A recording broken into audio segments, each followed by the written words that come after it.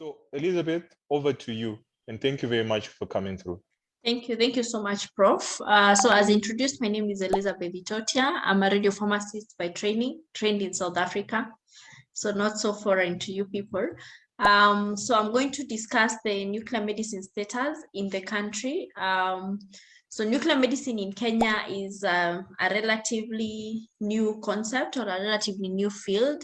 And so we have very few facilities that are actually have nuclear medicine practice going on. The major facility in the country is where I currently work, which is Kenyatta University Teaching, Referral and Research Hospital. So the Kenyatta University Teaching, Referral and Research Hospital, abbreviated KUTRRH, is a public hospital. It's a government level 6 hospital situated in Nairobi. It was opened in 2019, and in January of this year, we were lucky to image our first PET-CT patient. So the nuclear medicine facility also in the facility is actually less than 1 year old, or probably even less than 6 months old.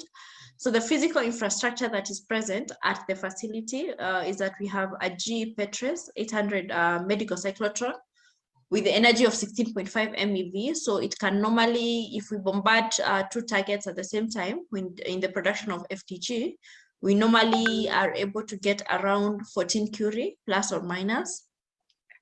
And then we have installed a COMESA hot cell, of course, with the synthesis and the dispensing side. And then for the synthesis side, we normally use FastLab 2.0 from GE. And then for Agar 2 dispensing unit, it's from COMESA. The consumables for FastLab, of course, we get from GE. And for Agar, we get from COMESA. In the same facility, we also have a SPECT radiopharmacy. For our consumables for SPECT and probably also for PET, it's almost 100% imported. We don't have local suppliers for the same. And we use GE Curium, and because sometimes government procurement processes sometimes give us headaches, we have, the hospital have subcontracted a company called Cyclomedical, who are basically responsible for bringing us most of these consumables and are even taking part in some of the operations. And as I've mentioned, it's due to challenges with some of our government procurement processes. In the same facility now, we have 2 PET-CTs. We have 2 PET-CT cameras, and we have 1 SPECT-CT. Because if you have the PET radiopharmacy and the SPECT radiopharmacy, of course, it comes without saying that we'll have the 2 facilities. So this is our cyclotron at KU Referral, PET-RACE 800 from GE. It has 6 targets. Only 2 are currently in use, and we are using it currently for FDG production, set to start probably PSMA in the next few weeks, maybe 2 or 3, and then yeah, those will be the major isotopes that we normally produce with it. And then for our SPECT, we normally just do the normal scans that are common for conventional nuclear medicine. The next facility that has nuclear medicine facilities is Aga Khan University Hospital.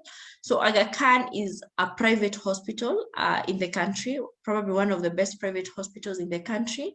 And they actually started their nuclear medicine facility before KU started.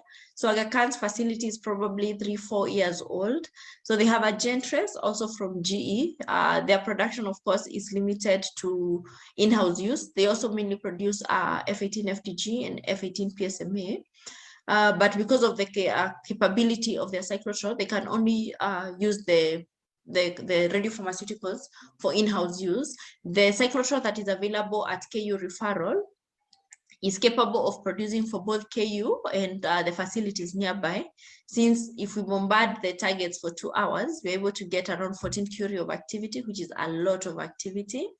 So for Aga Khan, they also have an operational PET and SPECT nuclear medicine departments, doing probably, one of them is Kenyatta National Hospital. So Kenyatta National Hospital used to have a SPECT practice or nuclear medicine, conventional nuclear medicine. They used to have a gamma camera. It's non-operational because of issues, consumables, and other nitty-gritties.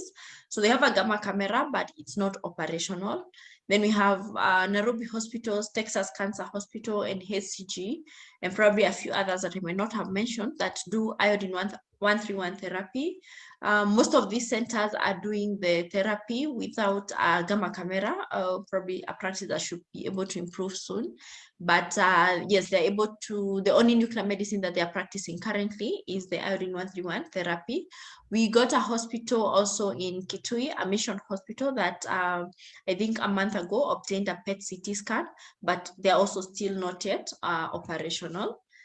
And that is it for our status in Kenya. Thank you. Wow, okay. So yeah, that's very interesting. So it looks like there are quite a few facilities, and yeah, you confused me with all that physics. So tell me, in terms of training of the HR, where are people being trained? So you'll find, like, if I'm to start with my department, for example, you'll find we are 2 radiopharmacists. I am trained in South Africa. The other radiopharmacist is trained in Macedonia. Then we have 2 others who are training still in South Africa. Then for the physicians, you find one of them is trained in India. We have 3 physicians on site. 2 of them are imported talents. They are not Kenyans. Yeah, okay. So one is from Nigeria and one is from Zimbabwe or Zambia, one of the 2 countries, Zambia. One is from Zambia, yes. So yes, for the physicists, so for physicists, probably the only people who are locally trained. All the others are foreign trained. Okay, well, but so that's interesting. So it looks like it's an area of specialization which universities should be looking at. Yes. Okay. Are you doing some in-service training or raising awareness around this? Just normal short courses so that they're able to take up the roles. Okay, that's great. Maybe just talk a little bit about the regulatory aspects of radio-pharmaceuticals. Yes. So a big issue. So we are regulated by 2 bodies, probably it's similar in most areas. So one of them is the Drug Regulatory Authority. For Kenya, it's called the Pharmacy and Poisons Board. And then we're also regulated by the Nuclear Agency, which is the Kenya Nuclear Regulatory Authority, short formed as KENRA.